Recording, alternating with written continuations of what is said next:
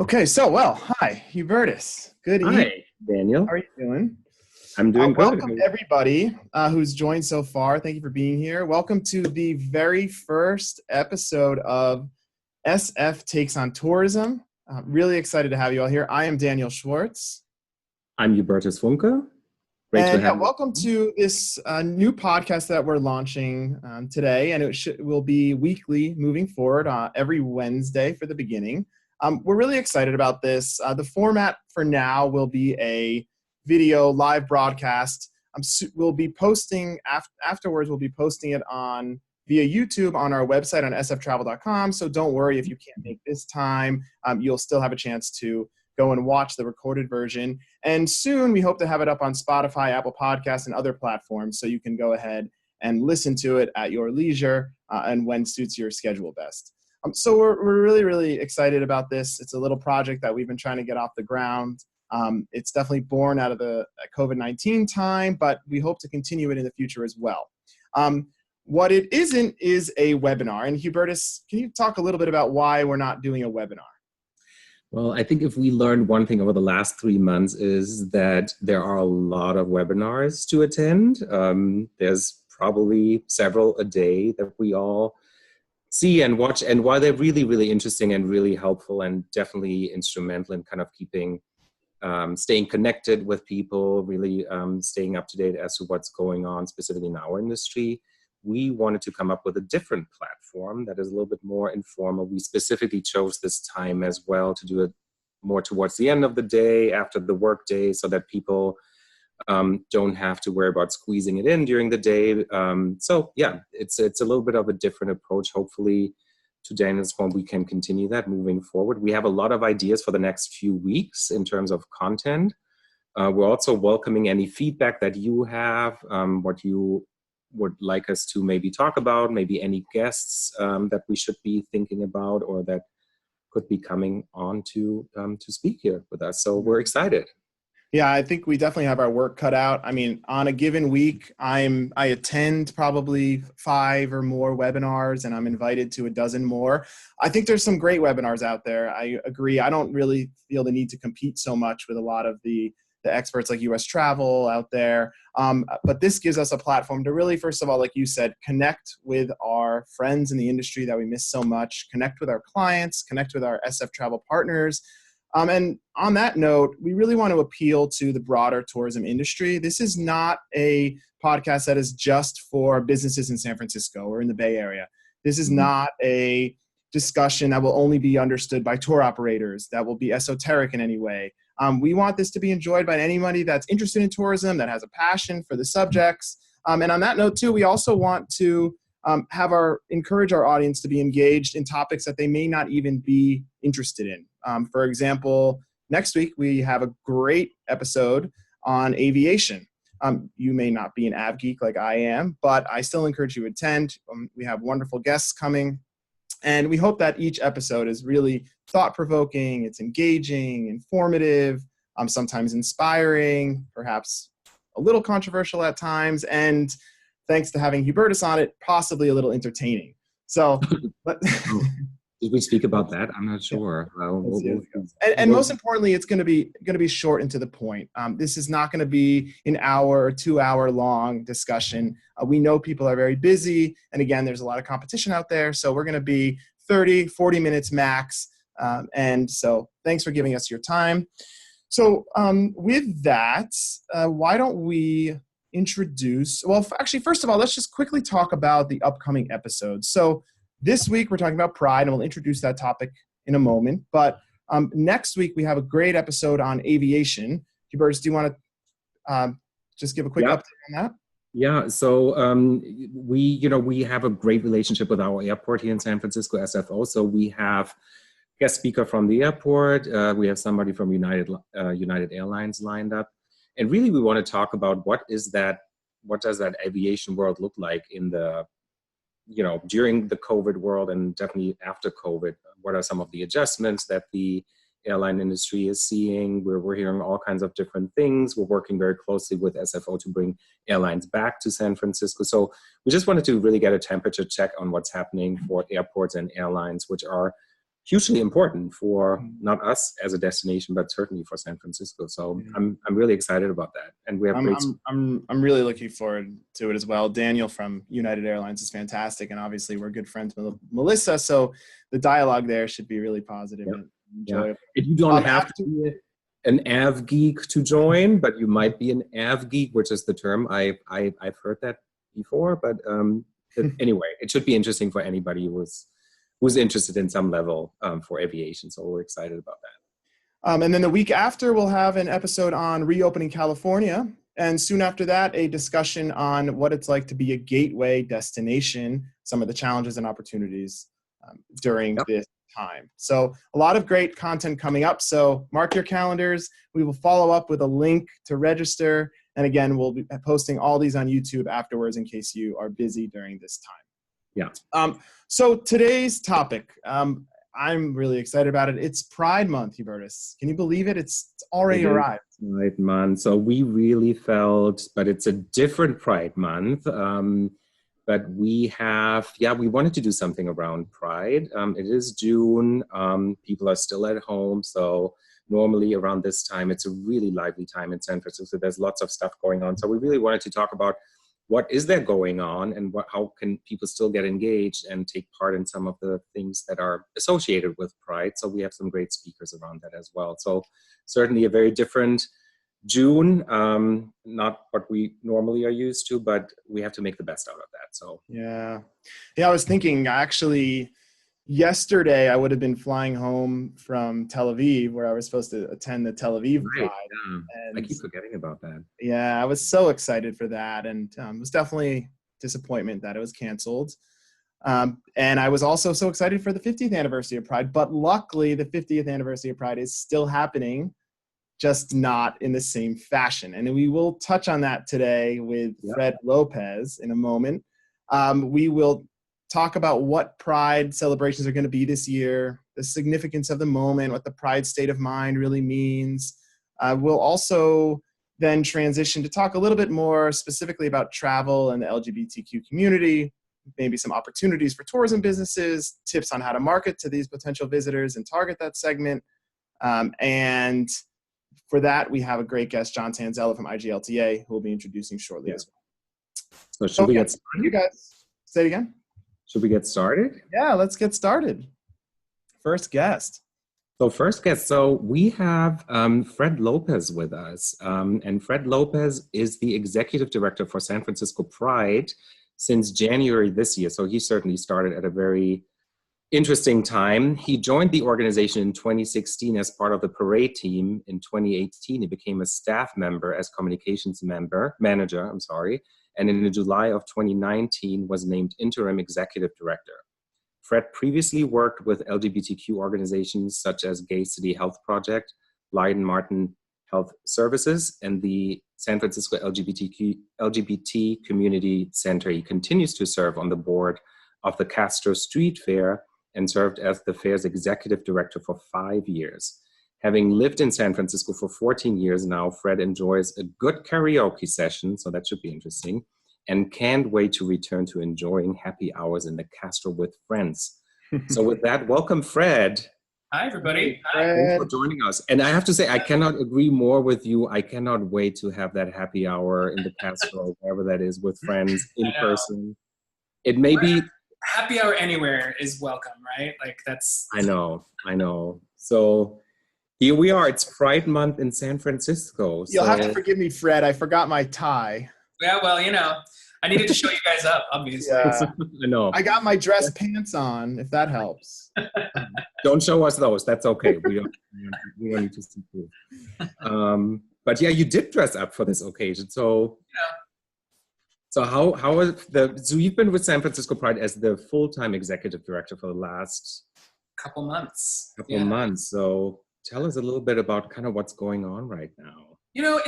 It's been an interesting year, right? And first of all, I want to say thank you for having me I'm your very first guest, so I'm awfully honored for that. Thank you. And happy Pride. And I think I have to maybe start by saying that there's a lot of pain in the nation right now and in the world, and we need to acknowledge that. And we need to make sure that we say and put center in our lives that Black Lives Matter, and that that this year more than ever is an opportunity for us to really evaluate how we do that and how we center Black queer voices. So that being said, I'll tell you a little bit about what we are doing. Yes, obviously, it's been a crazy year. I received the job for real from the board. I was very honored to be given the opportunity in January, and then 60 days later, we were heading into lockdown. And on April 14th is when we made the announcement to San Francisco and the rest of the world that we were going to have to cancel our in-person parade and celebration. And I've said it before, and I'll say it again until the day I die. It was such a heartbreaking decision. We understand the central piece, the central function that San Francisco Pride. It's the heart of the city, really. Yeah. And so we knew that not only would our community be affected, but also everybody who comes to Pride, they stay in our hotels and they eat at our restaurants, and they go to our clubs and they drink at our bars and they sing at our karaoke. And so we understand that San Francisco Pride is huge, and so it wasn't an easy decision, but one that was obvious. That in order to keep everybody as safe as possible, we needed to go ahead and cancel. But you're right. After we took a few days to mourn and to really kind of think about, well, that's a bummer. Then we got right back to work. And so we've decided to go ahead and present a virtual and online celebration, if you will, over the same weekend. So it's Saturday and Sunday, June 27th and 28th. And like a crazy person, I said, let's do the same amount of time that we would have on our stage when we're at Civic Center. And so we are doing 13 hours of online programming over that. Wow. We are doing 1 p.m. to 9 p.m. on Saturday and 2 p.m. to 7 p.m. on Sunday.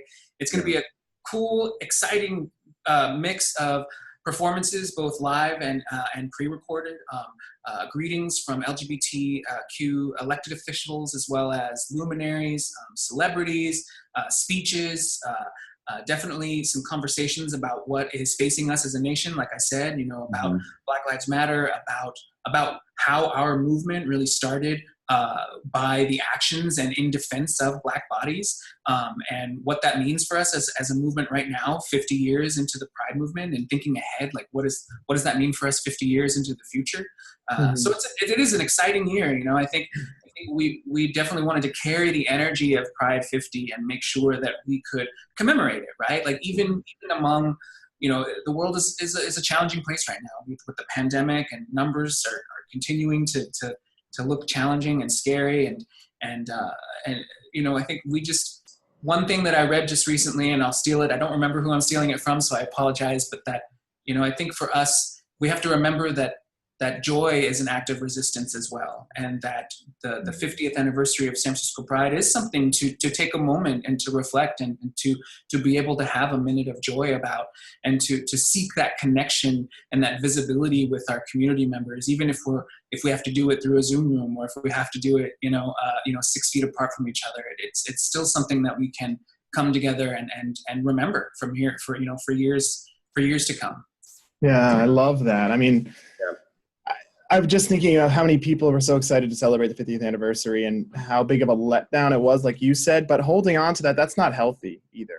I think people need to realize that, okay, we can celebrate it another way, and we should. And I'm wondering, how were a lot of the participants, whether it be a DJ, whether it be speakers, any of the programmers, were most of them like immediately on board to perform or engage in the virtual festival? Or were some of them like, no, if I can't do it live, I don't want to do it?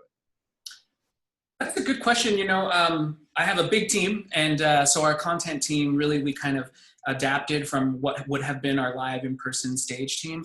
My impression is that everybody was super excited. Obviously, Pride 50 is still Pride 50. It's part of the heartbreak is, we're not working with as big a team as we usually do. There's a bunch of folks who, are out in the streets, helping to collect donations at the gates and helping to keep people safe along the parade route. All of those folks were not necessarily necessarily able to work with and to get their volunteer power this year, but we are, feeling your energy, and we have created some amazing volunteer roles for folks to keep our online celebrations safe, right? Like from Zoom bombing and from folks saying like, rude or disrespectful things, in our online platforms. And so, there's just as much work to do. It's just slightly different. But yeah, I mean, we're excited. We were able to announce Big Frida, the Queen Diva, Queen Bounce, as our Saturday headliner. And so we're super excited to have Big Frida, and we're about to make some more announcements about more entertainment and speakers over the next couple days. That's fantastic. Yeah. So where can people, I assume on your website you have all kinds of information as to how people can participate in these various virtual programs? Sure, yeah. The weekend of our website is going to drastically, sort of magically reinvent itself as a streaming platform. And so people can go to our website, which is www.sfpride.org, beforehand to get some information, but also on that weekend you can go and it will pop up the stream and you'll be able to see what's happening at that moment. I should also mention that in addition to sort of our main stream, the hub, if you will, we will also have a concurrent stream that features some of our community program stages. So like the Latin stage, the Soul of Pride stage, the women's stage, they are all contributing programming as well. So whether it's DJs or ballroom performances or musicians. So it's we're trying to capture some of that spirit of what, when you go to Civic Center and you can kind of hop around from stage to stage and pick up a corn dog. We can't deliver you a corn dog this year, but we can bring some interesting entertainment.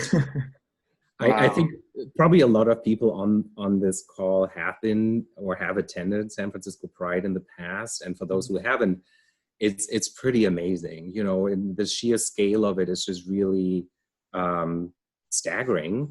And to really see an entire city come together from, city government to big corporate sponsors, like everybody's really behind it. And it's just a real festive affair. And I think the significance, and you mentioned that, the 50th anniversary of Pride in San Francisco, and really the legacy of the Stonewall riots and how that really shaped what Pride means for San Francisco. And now with that whole new dimension that you just touched on. So how do you see, what are some of the changes that you see in terms of how San Francisco Pride really is positioned and what that means for people?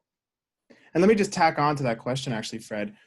What about some lasting changes to both San Francisco Pride and maybe if you have a thought on Pride festivals around the world after this year? Will some of these changes remain, whether it's a technical one or a more, something that's not as technical, like a frame of mind or a mindset of a sort? Well, I mean, I think, I'm sure that plenty of the folks who are watching and who are interested in this, many of you work in events, both indoor and outdoor. And I think, we're all sort of grappling with what the next couple months to years are gonna look like, right? Like, here in San Francisco, at least, they're painting circles at the park so that way people can properly social distance. And I think that similarly, once we get through this cycle, July 1, basically, we start kind of thinking about, okay, well, what's next? Like, how do we present something that feels safe, that feels authentic, that feels reflective of the great and amazing diversity of our community? I do think that kind of along what you're asking, I think, we've learned so much about, we made this huge shift. It was like, somebody mentioned it was like turning a cruise ship around in a parking lot, right? Like we made this huge shift going like, what we do is produce a really great outdoor celebration. And we sort of figured out, okay, well, we can figure out how to do something online as well. And we're hoping that next week proves that we can do that relatively well as well. And so, I think that online celebration will probably still be a part of Pride's moving forward. I mean, it's a really great way to reach folks from around the world. Almost anybody in Brazil to Europe to Africa can log in to our website and see what's going on and kind of get a taste of what San Francisco has to offer. So I think it's a really interesting tool that we haven't necessarily used in the past as well as we probably could have. And in terms of like how we move forward, gosh, ask me in 6 months and I'll have more. I think something I'm excited about too is it's sort of a lot of people, they might go to Pride just, for the parties and they might not even appreciate, what the whole celebration is about or really stop to think about it. So this year it's challenging them to really pay attention to that and say, okay, I can't go to the parties. Am I going to engage at all? Or am I just writing the year off? And that will force them to say, what is the Pride state of mind? What is the core of what we're celebrating here? And I think that's important. I think that's important. I think you're right. I mean, I think last year was, the 50th anniversary of Stonewall. And so I think it did bring a lot of historical context to folks. And so I think, folks moving into this year's Pride have a little bit of that sense of like, because, San Francisco Pride is not the only one celebrating a 50th anniversary. I think it's LA. I think it's, a number of other large cities. But I also think that given the fact that people are out in the streets right now already, really raising their voices for something that is incredibly important and central to us, I mean, I think it does give us as our communities an opportunity to say that, LGBTQ rights are Black lives. Black queer lives do matter. Black trans lives, and that intersectionality does not mean that we're not all of these fights are the same, right? And so all need to be out there really like in ways that feel comfortable for us, right? Like whether it's donating at home, whether it's whether it's out in the streets, something people are moved, like the spirit is moving them to really get involved. And that's remarkable to see and hopefully something that we can continue into the coming months and years. Yeah, it's terrific. Well, believe it or not, we're almost out of time. We had a icebreaker question for you, but you know what? We have a much better one from the audience here. Someone I know. So before we get to that one, Daniel, just let me ask. We get asked a lot. Are there now, in the absence of the parade and everything else, the Civic Center events, how else can people get engaged? Are there volunteer opportunities down the line that people could kind of connect with that? We get asked all the time now that people are at home, they think about these things a lot. How can they stay connected with you guys beyond June and moving into next year? Yeah, that's a great question. Well, I mean, I think we have an e-newsletter that you can sign up for at our website. And so definitely do that. We keep people updated with information.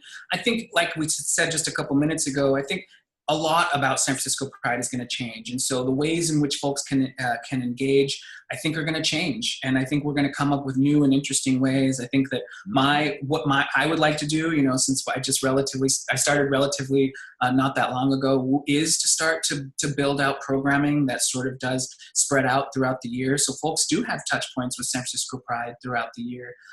So whereas we don't necessarily have a ton right now because we're sort of focused on this moment at where we're at, I would say, just stay in touch with us. There's also I'll give a quick pitch.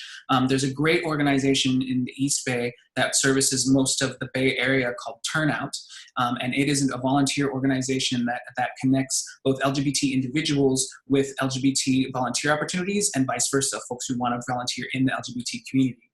So turnout.org, I believe. If I got it wrong, I'm sorry, Jack. But yeah, check turnout.org out. We'll follow up with all these resources afterwards with the people for sure. Yeah. We did have a great question from the audience. All right, really quick, because we're just about out of time. I'm sorry, I talked too much. Favorite karaoke bar in the Bay Area? Yamasho. Where is that? Where's that? It's on Post and between Van Ness and Polk, I believe. Yeah. It's a Japanese restaurant with karaoke rooms in the basement, and it's the jam. So when we can go back to restaurants and bars, will we see you there? Is that kind of where you kind of hang out? Let's meet at Yamasho. Bring your best song. I'll always end up with a George Michael song. I'm sorry. That's where I'll start going. That's a tough. Wow. That's I don't know. I don't think I have a favorite karaoke song. Maybe I should. You gotta get. This is the time to do it. Yeah, exactly. Well, Fred, thank you so much. This was really great. And thank you, Fred. Great to see you. Happy Pride and good luck. Good luck with everything. Good luck with everything. We'll dial in. Yeah, we'll see each other soon in person. Thank you. Thank you. Thanks, Fred. All right. Well, let's take a quick transition now to focus a little bit more on the travel industry. By the way, that Fred was awesome. Such a great guest. Hard to follow that up. Sorry, John, but if anyone could do it, that is John. John Tanzella is the president, CEO of the International Lesbian Gay Travel Association, the IGLTA.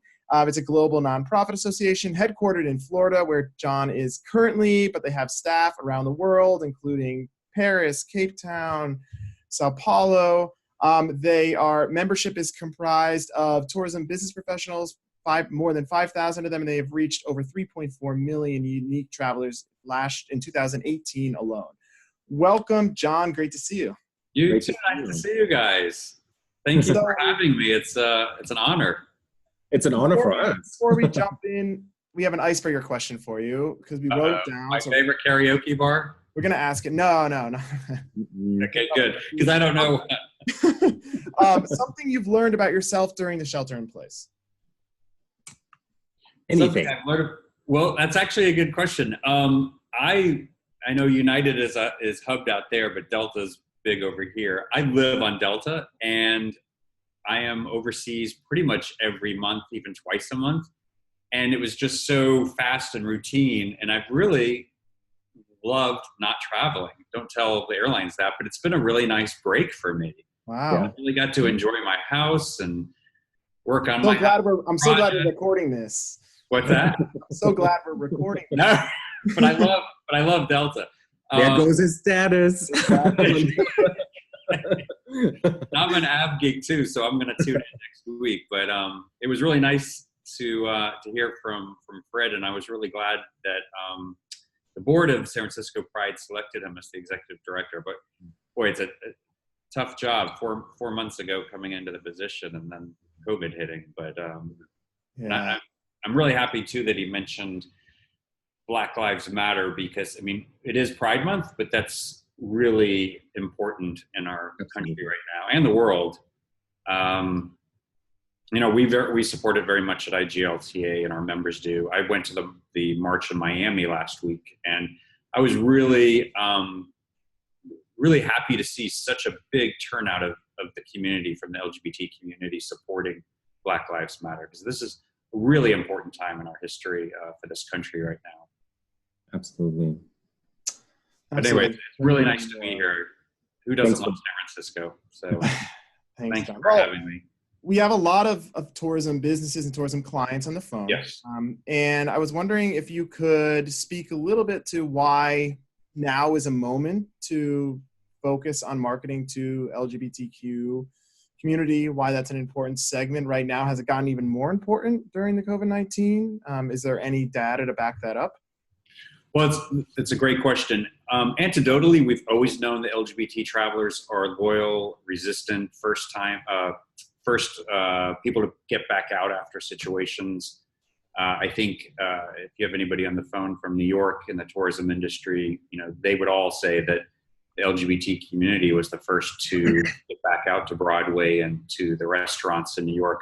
But that was all anecdotal. But we did just do a survey of about 15,000 LGBT travelers to really get some data on this and get our arms and brain wrapped around it. And it really did prove the resilience of the community. But, why should businesses in the tourism industry focus right now? I think it is because of the loyalty and resilience of our community. Mm-hmm. Destinations that show themselves to be welcoming, and not just destinations, hotels, tour companies, that are welcoming and exclusive. They have the opportunity to attract this really lucrative and loyal market. We are avid travelers, and we're loyal to those that support our community. Yeah, for sure. Just digging a little bit deeper into some of that research, and just because there are so many people on the call that are actually marketers and selling, whether it's an attraction or a museum or a hotel, have booking patterns changed? Specifically, did you ask any questions around how the preferences around booking now? Are people using OTAs more, or are they relying more on travel agents because there's this new element of safety and health? Is there any, do you have any insight into that? We didn't ask how they were booking. Our data was more about, will they travel? Is there a desire to travel before the end of 2020? Okay. And that's really where the data came out. Would they travel in groups? Would they stay in hotels? Would they travel internationally? Those type of questions. But I would say, we have a really amazing group of travel advisors that are members of IGLTA.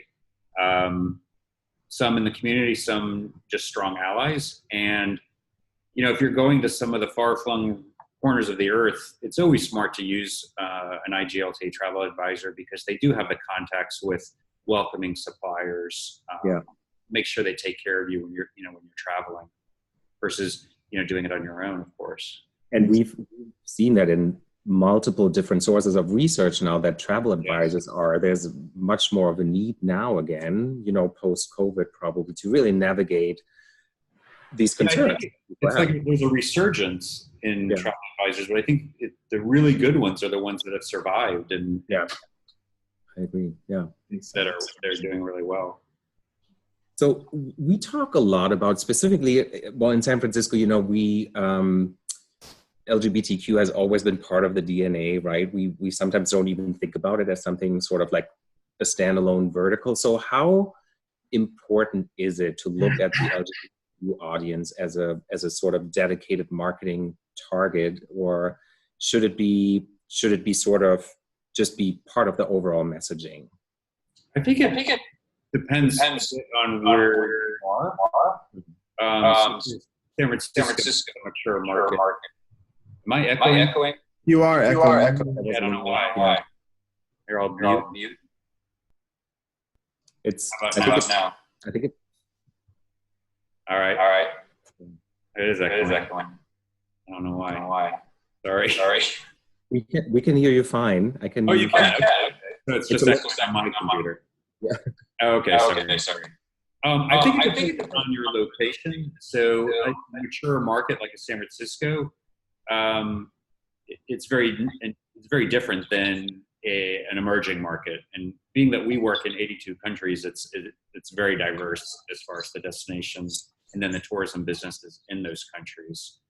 So, in a market like San Francisco, you guys do a great job of being inclusive. So your advertising isn't specific LGBT maybe, but you're including LGBT into the fabric of your marketing and your advertising is really smart. And destinations like yours, like New York's, going after additional business in the community beyond tourism, going after LGBT conventions or LGBT sporting events. So there's a lot of opportunity for a mature destination like San Francisco. Yeah. What about not following other destinations where it's beginning? It's you kind of really need to get the message out that you are welcoming and you have some things to do. You may not have the cash flow, but you might have arts and culture and history that would be interesting for our community. And the key is to really be authentic authentic too, Absolutely. Right? And your marketing as well. Yeah. We always say, make sure you really use LGBT people and, as models versus, putting a straight couple or two straight guys in there. I mean, people can like Daniel. What's that? Like Daniel. You don't want to confuse people. I think, but if you're looking at us on the call here, we have 3 white males. What about avoiding the sort of stereotypes within the LGBT community? The rainbow flag, the 2, males on the beach. What is really good, authentic content? How can people really pay attention and make sure that they are including the greater LGBT community and not just part of it in their messaging and their marketing and any of their efforts? Well, again, I think it depends on the location. So in an emerging market, whether it's Birmingham, Alabama, or it's somewhere in another continent, the rainbow flag is important, and it people can hone into it that these folks are welcoming and I'll have a safe experience there. But it is moving beyond the typical gay white male in your marketing, because our community is really diverse. I mean, you're seeing it at these marches. We're as diverse as the non-LGBT community. So making sure you're including diversity within your marketing about when you're reaching out to our community is really important. There's people of color, and there's disabilities, and everything that there is. So it's not just three, or like us, three white males. I don't know, but you know, We have a little diversity here. That's good. yeah, exactly. Yeah, I think that's really important. I mean, I feel lucky to be in a place in like San Francisco where a gay bar is just a bar. But I definitely recognize the need to really carefully pay attention and make sure that we are inclusive of all the population. And it's not always so easy. You know, I know that we were talking earlier about most of your survey respondents out of the 15,000 were gay males. Yeah. And I, was wondering if you are doing anything to try to encourage a wider sample of the population. Mm-hmm. Yeah, and also, even though San Francisco, for you, it's welcoming, and the LGBT community is really woven into the fabric of the city in every aspect. Visitors may not necessarily know where to go or feel like they can go everywhere if they're coming from a more repressed type of lifestyle. So sometimes, we live in these bubbles that we kind of forget, Absolutely. Yeah. who's visiting and from where. Yeah. True. Well, last question for you, John, because I'm looking at the time again, and I want to stick to our 30 to 40 minutes so our audience gets the right idea, and we'll tag along for the next episode. One of your favorite or one of your favorite Pride celebrations around the world? And you don't have to say San Francisco, although you'll get some bonus points for that. I've been to one San Francisco Pride and loved it. It's been many years, and I don't get to San Francisco as much as I should or would love to. So we have to change that. But I won't say San Francisco since that's an obvious pick. I would say Madrid. I've been to Madrid Pride a couple times, once for World Pride and once just for Madrid. Yeah, it's humongous. Yeah. And it's just a really, really fun atmosphere that, just takes over the entire city. And it's very international, and it's a lot of fun. Yeah. Yeah. And so IGLTA, I think a lot of people on the call are familiar with the organization. Give us a little, how can people connect with you? Where can they find resources? What you guys do, what you stand for, what some of the tools are that you provide? Absolutely. I'd be happy to. So we are a nonprofit association, like Daniel had mentioned. We basically market our members, our business members, to each other for B2B. And then also the last few years, we've been broadening that to B2C. So we participate at conferences all over the world, speaking about LGBT tourism. We have our own convention, which was supposed to be in Milan last month, which obviously was canceled. But each week we do a Members Connect, which is a B2B. We bring in different speakers every Thursday. Like Fred, we have a newsletter, both for the trade, for the business members, as well as a newsletter for travelers, for consumers. And we're up to 70,000 people now signed up for that. So it's a great way for businesses to market themselves too. Perfect. Great. And then of course, all the social media outlets. And Fantastic. We'll make sure to share some information on the follow-up email with all the attendees. Sure. So that'd be awesome. Thank you. John, thank you so much. It's great to see you. I'm realizing how much I miss everybody now that I'm seeing them. It's been so long. Yeah. And Delta does fly here. So once, every you have no excuse to hop on that plane. There you go. Probably, but I'm overdue. But thank you both for having me. Absolutely. Have a good night. You too. Take care. Thanks, John. Well, Hubertus, we made it through one. I hope we didn't bore our audience. It looks like most people stuck around. Good. Yeah. Yeah, the first few episodes aren't going to be good, let's be honest. The key is you want to do some karaoke to kind of round it all off? Yes, a little. We'll have to get Fred back on for that, though. Yes, we do need a theme song. We need some music. This will be improved. We're just getting started. Thank you, everybody, for the support. Really appreciate it. Yes. So we're welcoming feedback. Let us know if there's anything we should be talking about or that you're interested in. Yeah. All right. Have a good evening and see you next Wednesday. See you next Wednesday. Bye, everybody.